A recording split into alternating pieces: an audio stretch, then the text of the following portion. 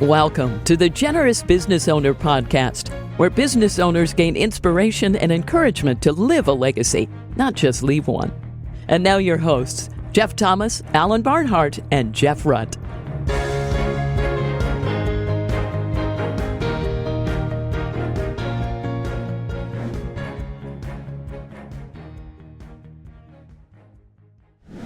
Welcome, everybody, to this week's Generous Business Owner Podcast. My name is Jeff Thomas, and we have a very special guest with us today, Kate Gardner, who is a next-gen philanthropist.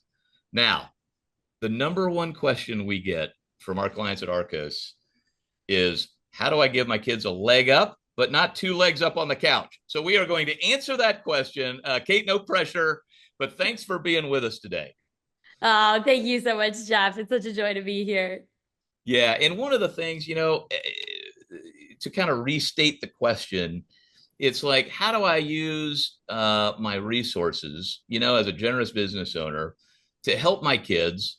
Now, some of them maybe want to come into the business. Like, you didn't necessarily enter the family business. I think most kids don't want to, or for whatever reason, or maybe it gets sold or whatever. And they want to find their own path. So I'm really excited to talk to you today about your journey on finding your own path.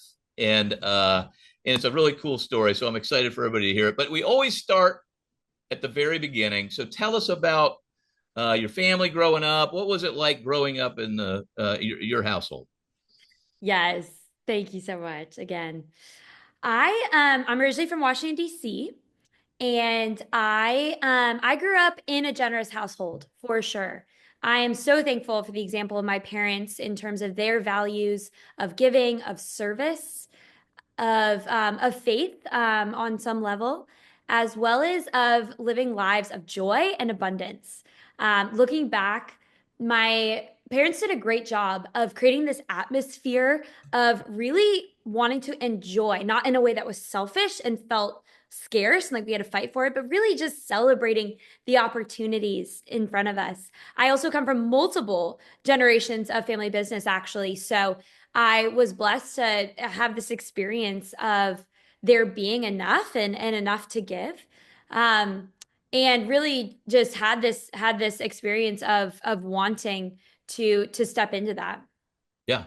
Now, do you have siblings? I do have two younger brothers. Yep. Two younger brothers. Okay. What was that like? So you're the oldest.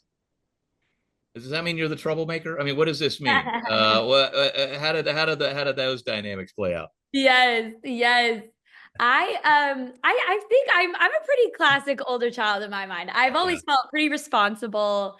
I want to kind of lead and be a cheerleader for the family. I will say I've been on a pretty unique faith journey, and that has absolutely informed where I've gone now as a young adult. So I had some amazing times personally starting in high school. And part of my journey, I've always been to very secular schools. And so I actually had very few peers growing up who were Christians. And that was really hard for me actually starting in high school around 15, 16 years old. But at that point too, I had some extended family members who started to really come into their faith and felt like they encountered God, and they lived pretty close to my high school. So I got to join in that with them and had some moments. I love the scripture that says that we taste and see that the Lord is good. Yeah. And that was absolutely what happened for me. Again, mostly in contrast to the majority of people around me. And then I got the opportunity to go to Princeton for college. And again, did not find that many believers there, but was able to enter in to a couple small communities that were like little remnants who really gave me that experience of wanting to be all in with my faith. And even again, with these kind of secular values and institutions around me saying, hey, I'm all in for the kingdom. And that's the life I want to live. So looking back now, especially after my inheritance journey began, I'm so thankful for those personal foundations. That's definitely informed everything I've done since. Well, I think for everyone listening who is very concerned about higher ed and the faith journey, maybe that their kids will experience in higher ed, especially in, the Ivy League or something close to it. It sounds like your faith strengthened through that period. Maybe unpack that a little bit more. What kind of groups did you find? How was that? How did that happen? Yes, great question. Because you're right. I mean, it is not most people's experience these days. Uh, I think for me, again, I went in to college really having this profound sense of identity in Christ that was set, and I knew it was not actually because of my family of origin. I really had gone deep enough that I knew that this was me. And You so owned it. actually, yes, yeah, by the grace of God.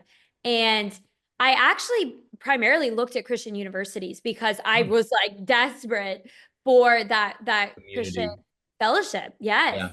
Yeah. But I'll tell you, I just had this profound sense of calling and I wrestled with it to go to Princeton.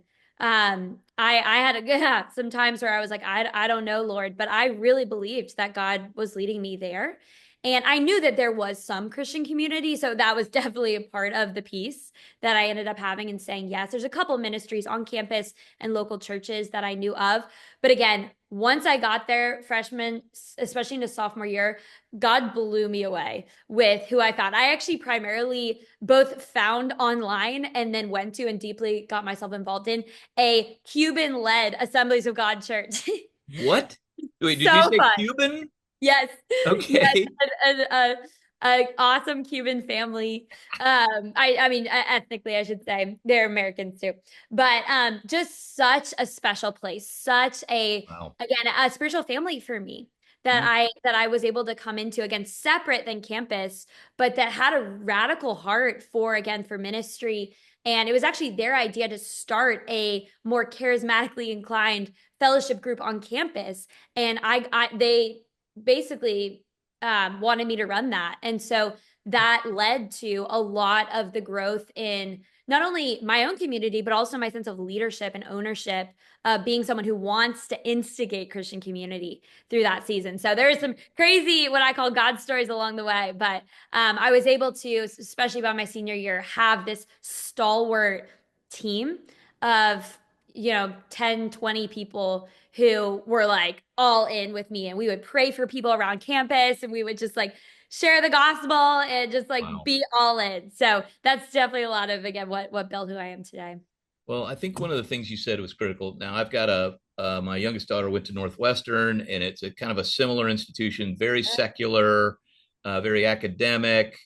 And we talked a lot about in our family, uh, this is going to be hostile territory to the gospel. Okay. And, you know, she and I spent a lot of time together talking about that. And are you going to be a leader in that space, or are you going to be led by what the world takes place? And I think one of the critical things in your story that I heard was how well prepared you were going in. And so, anyway, for the parents out there in that season of where are they going to go, and maybe wringing your hands about the secular places you're sending them, um, just pray that they're prepared and be willing to help. I would say, and then, but hear that it's possible. My Yes. daughter had an amazing growth experience there, as did you. It is possible no matter where. God can work in all of these places. Did How would you just sort of wrap up that part of your life? Yes. Yeah, I love that, Jeff. And I totally agree. I mean, I know people who came to faith at Absolutely. and at these different universities. So absolutely. I mean, my story is definitely one that affirms how much God can move in those environments. That one of my another favorite scripture in the word comes out of Romans 5, and my paraphrase is, where sin abounds, grace abounds all the more. Oh, And just that concept that, in these places of darkness, the yeah. contrast, yep, the way that the light shines against that dark backdrop is profound. And, it reminds me of obviously things like the underground church Yeah. in closed nations around the world. I mean, it truly seems to be throughout history, those places where there is persecution or oppression on some level, where you see that faith be so on fire. And again, I totally feel like my orientation in life is a fruit of that. Well, even in the first century, right? It was like the Roman occupation, and if people got sick, you just kind of turn them out, you Yeah. know. versus the Christian that were helping all these sick people and all these kind of things. Like, aren't you afraid of getting disease? I mean, so standing out Hmm. is critical, and it can be done anywhere. So Hmm. anyway, I think I love that part of the story that your faith was able to grow. Okay, now what were you interested in? What did you major in? This sort of thing.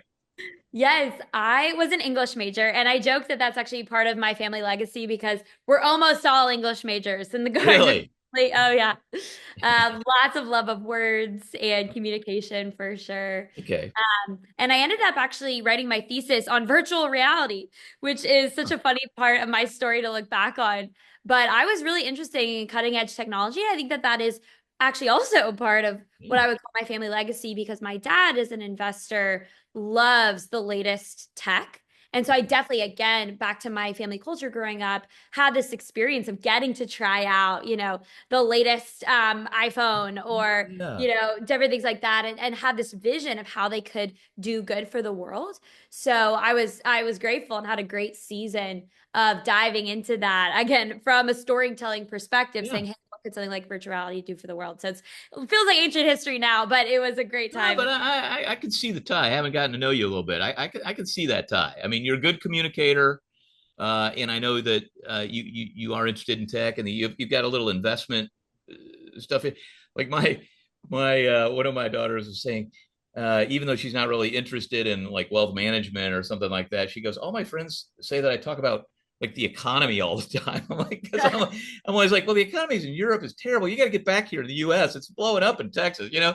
And she tells that to her friends. I'm like, are you reading The Economist? Like, how do you know? You know what I mean? Like, so That's those things awesome. that kind of by osmosis that you saw as a kid, you know, and I think that's another great principle. People think that their kids aren't listening; they're absorbing Yeah. maybe, just the way you behave and those kind of things. So I think you picked up a lot of that by osmosis. Okay, so what was the first job out of college, or what was next?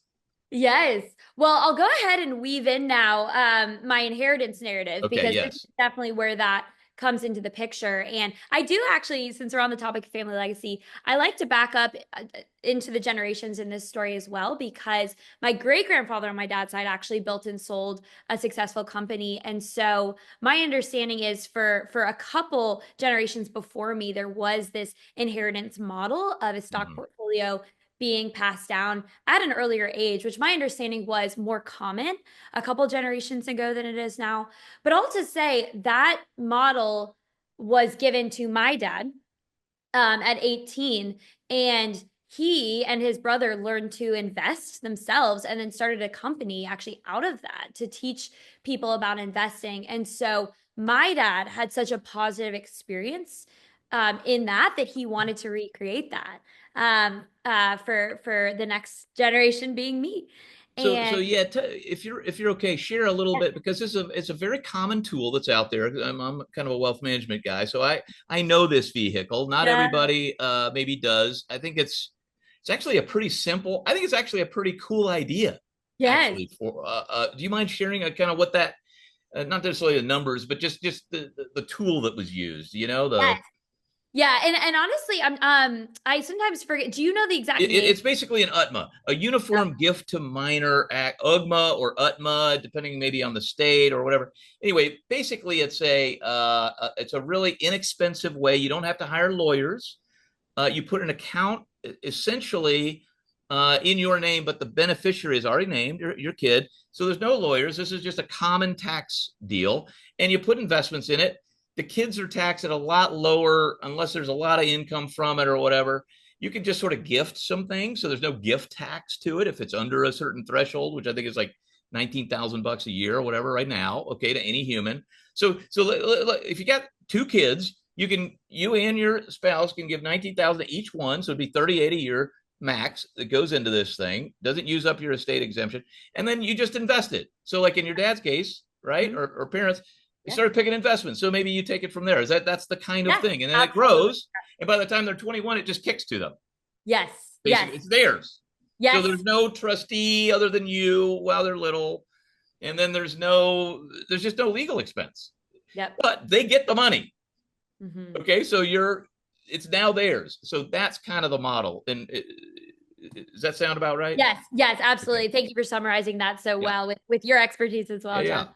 And So exactly that. My dad, when my brothers and I were born, started these portfolios for all three of us. Exactly. And the beauty of what he did, and I still look back on this with such warmth in my heart, is that he was very intentional of which stocks that he chose. And again, that's his business. That's what he does. Exactly. That's what he was good at. Yeah, so he's good at it. And to his credit, he chose some of the big names today. 20 years ago, 30 years ago now. And so that was, and he actually even chose specific stocks that he thought my brothers and I would like. So there was such a thoughtfulness to it. Like names you would know, right? Yes, yes, Like Disney, consumer names that you might yes, know as a Nike, maybe, or I'm Apple, just using that as an yes, example, or Walmart exactly, or whatever, totally, yeah, Right. yeah, Netflix, yeah. Right. So it was really, it was a beautiful thing. And so on my 21st birthday, my dad took me out to breakfast, mom and dad both, and they sat me down and they told me point blank, they were like, we have been preparing this for you since you were born, and here it is. And the things that dad said to me that have always stuck with me and really empowered me in this Yes. area was he said, and it'll make me cry sometimes, but Mm. that we're doing this for you because we believe in you and we believe in your potential. And I mean, now at the same time, was it super overwhelming? Yes. And I'm Okay. very open Because about they had that. never talked about it. No, they'd hinted that something was coming, but not the amount. Okay. And so that was, and I knew the family story. I knew that, this was why my dad and my Um, uncle had built the business that they had, was because they had the same experience. right. There's a really special So cool. dynamic to all of it.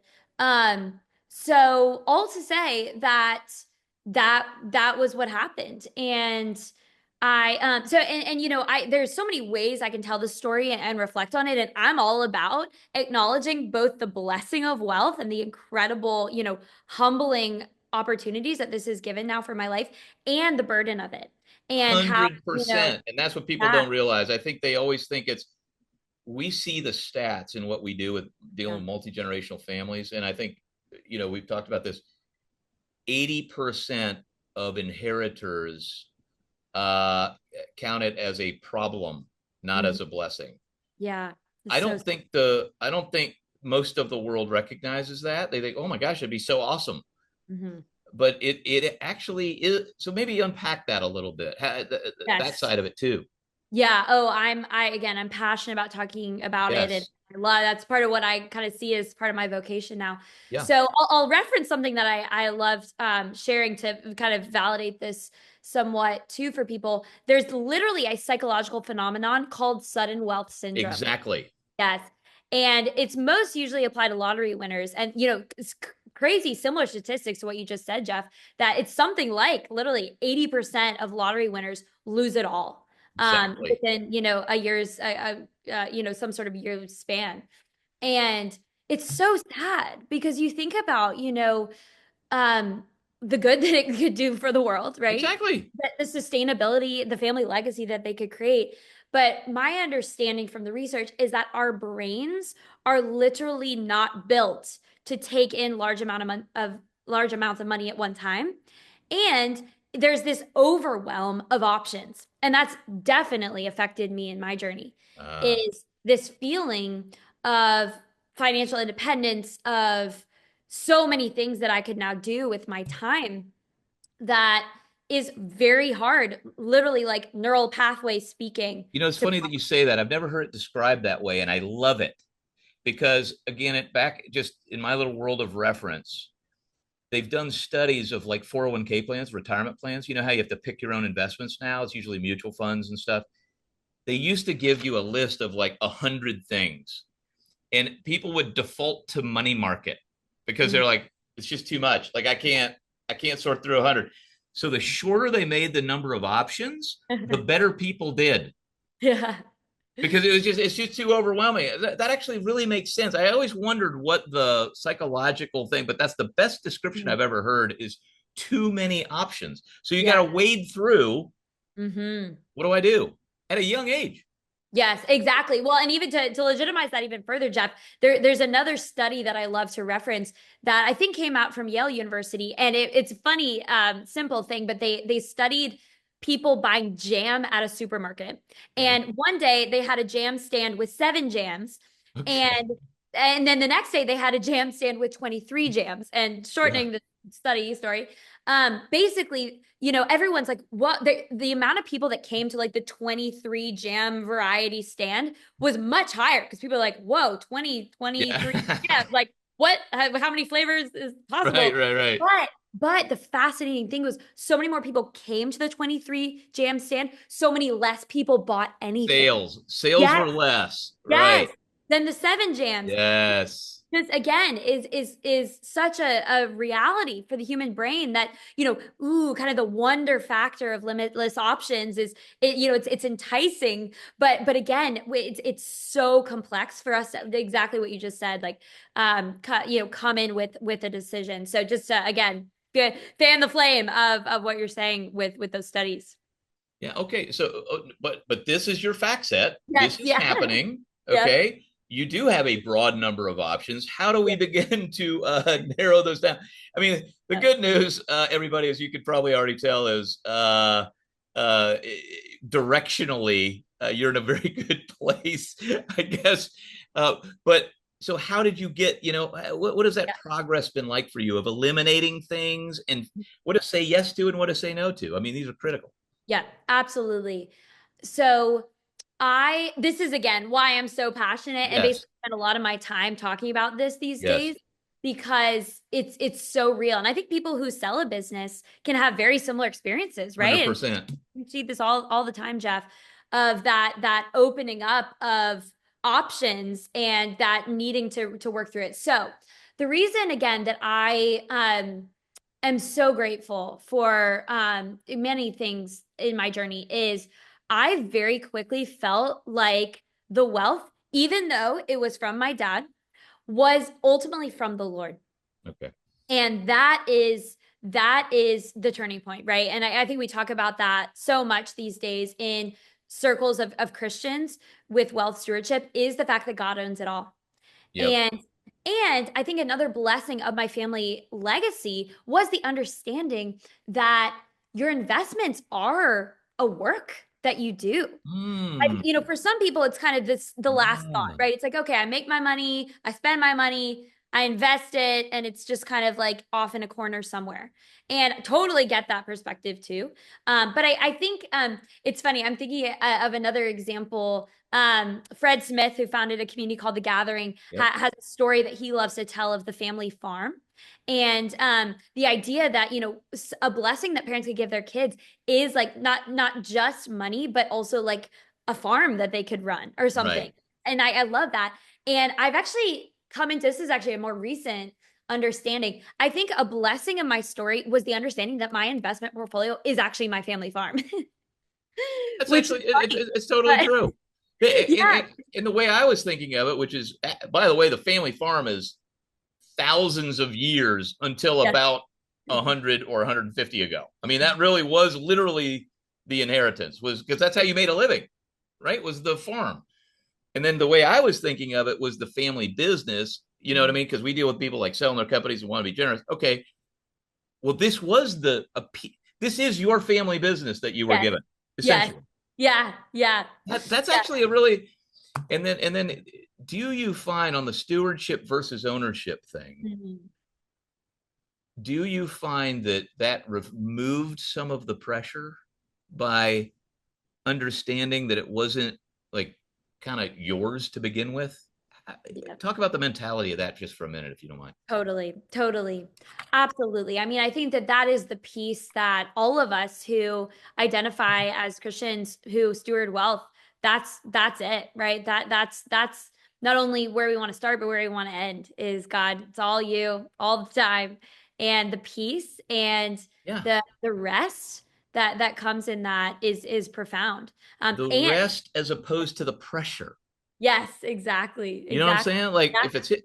if we're just stewarding it and God owns it, like I had that experience with this business, and he's like, no, I got it. Like I'll do it. I'll run. You just take instructions. I was like, oh well, pressure's off. Yes, yes. It's yours to worry about. I don't have to worry about it. I just get up and follow instructions. Is that the kind of piece that started coming for you? Absolutely. Absolutely. And I think hand in hand with that, the opportunity to step up in my own agency has been so powerful for me. And this is why I actually really encourage families to think about giving their kids sums of money and not just controlled, restricted family foundation board seats or trust payments every year. For me, I've wrestled with it. I've been through hard things with it, but I have grown so much in having the stewardship agency that I do.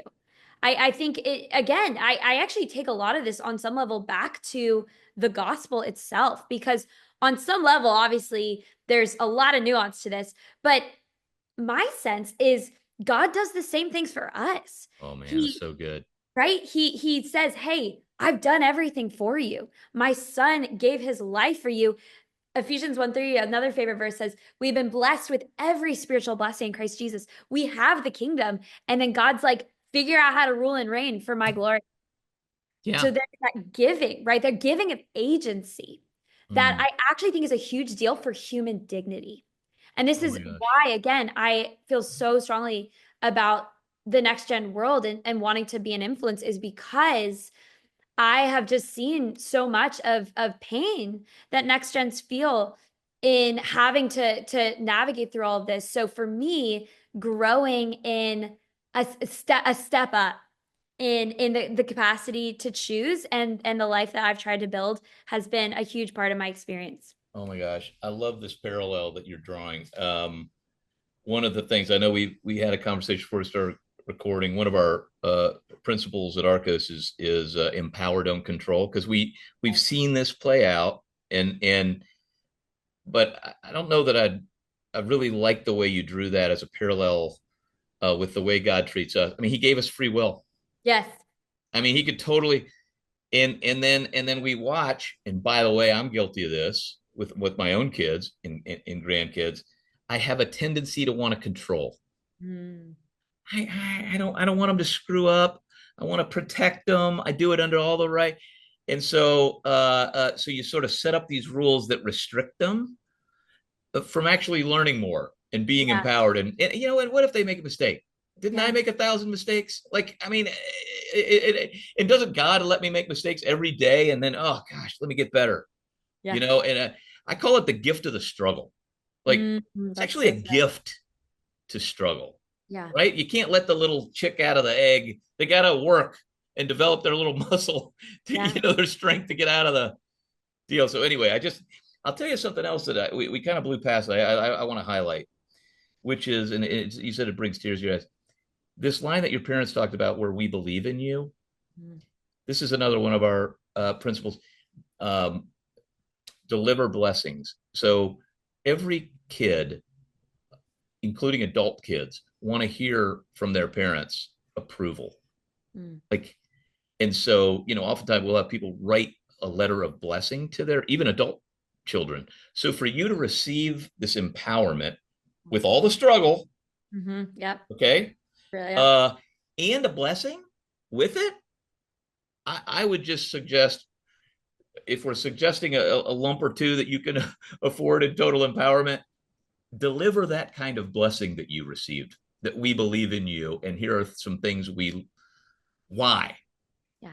some compliments about things that they see in their kid. Anyway, I love that. so I Yeah. love that you felt emotional in that moment. It wasn't really about the money. It was, I would guess that was a big part of it. You were emotional largely because of the feeling. Yes, absolutely. Absolutely. And I talk about this a lot too, especially if there is any sort of vantage point too that more money could come, down the line. Yeah. Why not empower your kids with a smaller sum? And Try it again, out. yeah, try it out. Try it out. That was definitely a bit of the mindset of what I received. And that now encourages me to, again, take ownership. And that's something too in the next gen space. One thing I've seen a lot is varying degrees of interest Yeah. in focusing on investing, philanthropy, Yeah. things like that. And that's so real. And so actually another thing that I've seen, and I wonder, Jeff, if you've had seen any examples of this too, another like encouragement that I like to give families considering inheritance is actually to make it a choice for their kids. And this one sounds a little crazy because I think most people would assume, hey, if someone offered to give me money, of course I'd say yes. But I've actually seen this that it can go either way. So one of my favorite stories to tell is a family that I think had done something similar. They had two daughters, sat both daughters down at 18 years old and said, hey, we prepared this money for you, this investing portfolio. Do you want it? And one daughter said yes, and one daughter said no. And what I love about that too is it makes it a conversation and it allows the next gens to use their own agency and say, hey, yes, I want to sign up for a life of stewardship, or no, I actually don't. So that's another thing. I see so many first generation wealth creators put this burden on themselves to figure it all out on behalf of family. And there's a level of that that's beautiful and needed, of course, but there's also a level of it that one of my number one recommendations of sorts, just out of, my own journey, is, hey, why don't you make it a conversation? If we're talking about adult children, why don't you ask them, do they want to step up in this or not? So trying to work through and get to this family culture of empowerment, like you've said, Jeff, I think there's so much that can be done there. I mean, it sounds like such a simple idea. I mean, the I'm literally thinking of the hours of agony I have witnessed and frankly been a part of. I mean, I'm just a part when the advisor's in the room, let alone the hours they spend. And I know we do it, okay, in my family, agonizing over the structure and how to do it and when and all this, and don't really ask the kids much at all. I mean, it could be so much simpler. We had a situation once where I see it a lot in the giving, where we had a guy who was super passionate about the Second Amendment. Okay, he was a lawyer. He wanted a fund. Okay, awesome. And he had two adult girls. They were great. One was both married with teenage kids, and but they were busy. I mean, they both had careers. Like, and he's like, I can't believe they don't want to help me. And they're like, they don't want to say it, Dad. You just give it away. Like it's not our thing. Yeah. But they wanted to, he just thought, he was so excited to have them included. He never asked them, would you like to be included in this? And in which case they would have said, no, we love you, but just do it. So I love that simple idea of just saying, hey, here's something we're kind of thinking about. Are you even interested? Even at the highest level, are you, or would you rather not? Yeah. That could solve a lot of problems. Essentially ask the customer, right? Yeah. It's so true. It's so true. I truly, I'm so glad you're on this too, Jeff, because I feel like it could do so much good for the world, even in terms of like estate planning. I mean, if there was able to be that conversation of just, kids, like, what do you want? And I definitely, would sympathize. It's a hard conversation. I mean, and it's trust, and it takes emotional health and a sense of honor between the generations. So that's why another one of my personal passions out of my own story has now become communication in terms of family dynamics, in terms of just creating atmospheres of safety and trust. Because I think that's the foundation that healthy family stewardship is built out of, I believe. So we literally, there's a study, I think it's called by the Williams Group, that they're kind of keeper of this. I don't know if you've seen it, but it was something like 97% of the, in every culture, there's this shirt sleeves in 3 generations. So, they call it something different in Japan or whatever, but it's the same idea. Like the money always disappears in 3 generations. Why? And the Williams Group did this thing. 97% of the reason was a lack of communication. Like 3% was bad planning. 97, like it's not even close, was we don't talk about this stuff. We just get in the lab and, if we're lucky, do something. And then the kids just go, whoa, okay. So how do you foster communication? What are some other tips around that? Great question. I really think just doing things together. I mean, it's probably pretty basic stuff, right? where there is that sense of joy, where there is that sense of empathy expressed between parents and kids, multi-generationally if possible. I think, again, in my own experience, part of why I'm so passionate about this is because of that, the trust that came alongside of the money itself.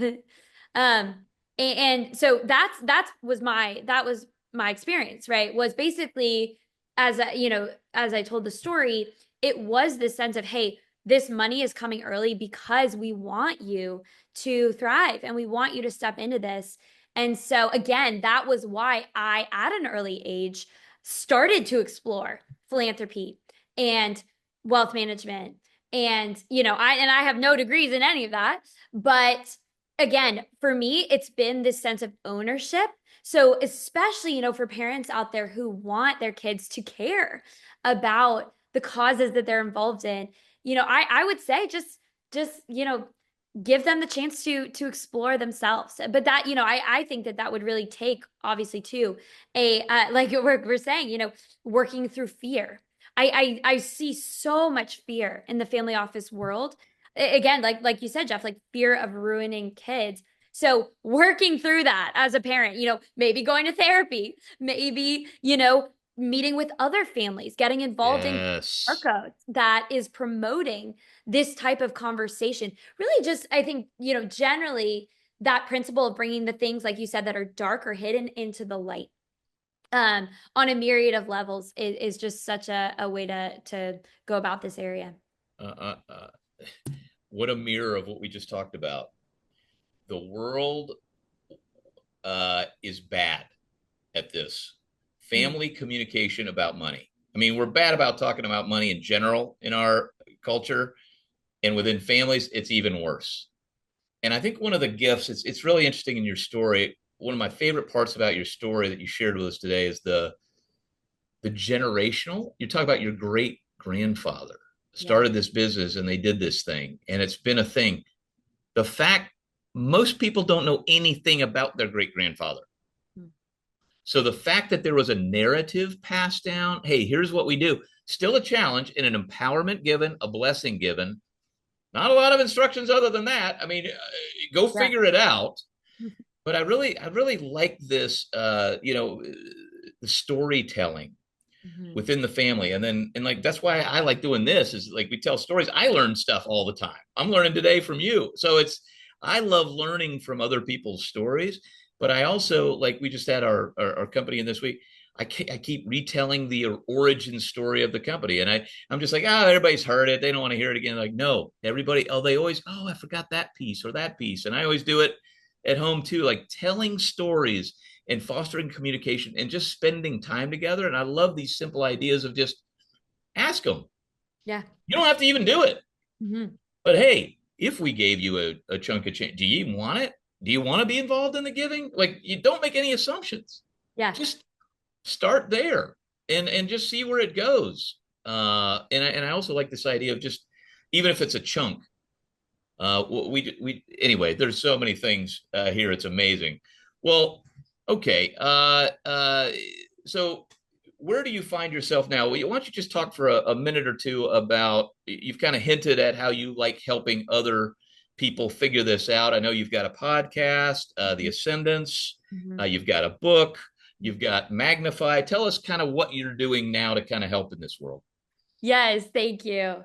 Um, we talked a ton about the origin, condensing Yeah. the last 9 years briefly. I started with philanthropy myself. I Yeah. said, hey, I've received this sum. I actually think the Lord wants me to tithe it.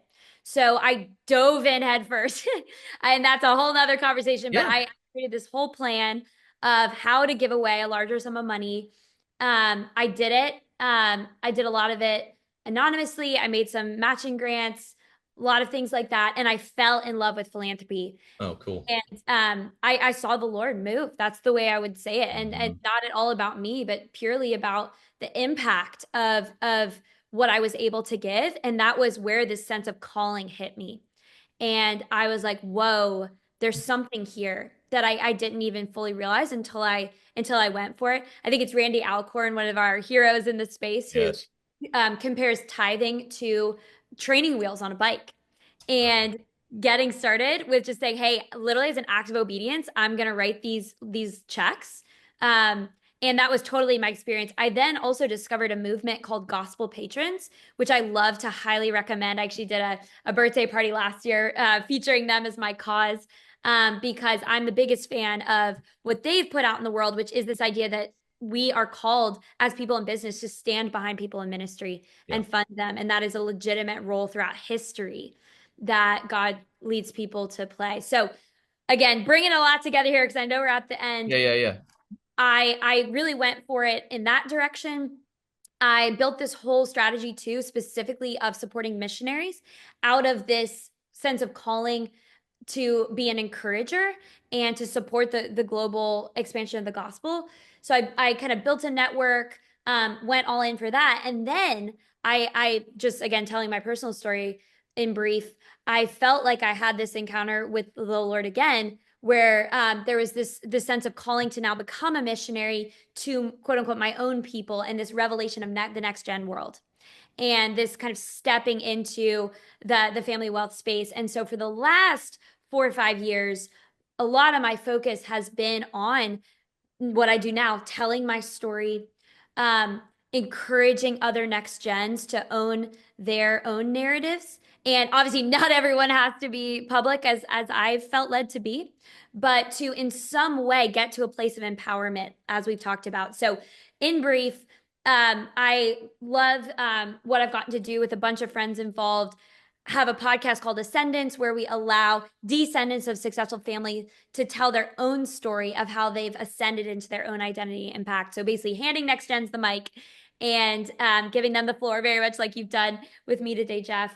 And then came out with a book called Becoming Ascendants, just based off of kind of our findings from that podcast of some framework ideas of how to encourage next gens to grow and who they are in their capacity. And then having also a faith-based community, a ministry group of next gens to know one another, walk with one another, and try to kind of become, again, all who we want to be in the Lord. So that's where I am today, always kind of iterating and shifting. And but just have, again, I'll just end by saying I've seen God in this journey way more than I would ever expect. And that's why I'm here. And that's why I'm still hungry for more, because my leaning into stewardship has grown me and has shown me this side of who God is as the giver, of who God is as the owner, that I wouldn't trade anything for. So that's the goal, is to keep growing in that. Well, listen, the thing I keep thinking about as I hear you talk is, and we'll link to these things for people interested in the show notes, to your podcast, to the book, and to magnify that community that you reference, so they can get plugged in if they feel so led. But the thing that keeps resonating is there is hope, people. Yes. Everybody's very fearful about this. Exhibit A next to me on the screen, if you're watching on YouTube, is the kids figure it out. And it's almost like the more freedom and empowerment, the better. So, okay, now, Kate, we always wrap up with one question, which is just one practical tip for somebody listening to this. Okay, they just want to take a step in the right direction. It could be something you already said or something the Holy Spirit brings to mind at this moment. But what's maybe just one practical tip that you would give some maybe generous business owner who's worried about this? They're fearful about this topic. And what's just one piece of advice or encouragement you would leave with them? Yes. Thank you for asking. I think what's in my spirit right now as I've been talking is really I'll speak from a spiritual perspective, because that's generally the one I land on, is to really bring all fear to the Lord. And it's real. I mean, the journey with that is very can be a very bodily experience for people, to fear that, what is going to happen to their kids. I would just encourage anyone, and all of us, myself included, to continue to recognize where we're afraid, and to, whether it's in prayer, whether it's in community as well, to bring that into the light and say, hey, here are my fears. I need to surrender this to God. I need to engage community. Maybe another step that a business owner might make out of our conversation today is to talk to their kids for the first time, or in a fresh way of what they're thinking about, what they're dreaming about, and make it that mutual dialogue. So dealing with fear, and believe me, I'm still in it myself in my own continued journey with stewardship. No, I love that. I love that. Releasing the fear. Yeah. And beginning to communicate. I mean, that's what I'm walking away with is you don't necessarily have to have the perfect family meeting agenda. That's what I'm hearing. Everybody thinks they got to go, okay, here's the 17 questions. We got to have a weekend. We got to have a consultant. We got to have, you know what? Just hang out and ask a few questions. It doesn't have to be perfect. Yes. And I think even by doing that, I think the fear will begin to subside, and God will show you a path. So I just think those are great practical tips to leave us with. Well, Kate, I can't thank you enough for being with us this week. Oh, thank you, Jeff. I've so enjoyed this conversation and just so inspired too by your impact and what the light that you're bringing into this space as well. It's so needed. So thanks for all you're doing to sow in as well. Thank you. And thank everybody for joining us on this week's Generous Business Owner Podcast. Share it with a friend, subscribe, and we'll see you next week. Thanks, everybody. Thanks for listening to the Generous Business Owner Podcast with Jeff Thomas, Alan Barnhart, and Jeff Rutt. Make sure to follow the podcast so you don't miss an episode. You can find the guest contact information in the show notes. Stay tuned for the next episode.